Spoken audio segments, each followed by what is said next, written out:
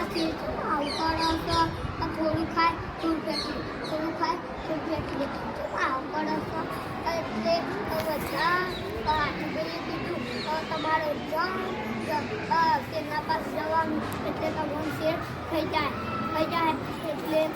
તેમના પાસ આઠભાઈ ગયા શેઠભાઈ એક વાત કહું તમને તમને એક હિરણ બધું એની કરી બધો પાણીથી તમે નમતા ને તમે એમને કહી જાજો એટલે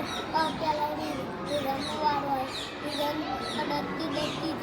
કરતા આવી ગયો વારો એટલે સસલાભાઈનો આવ્યો સસલાભાઈ મોડા થયા એટલે મુનિના જોડે લઈ જા એટલે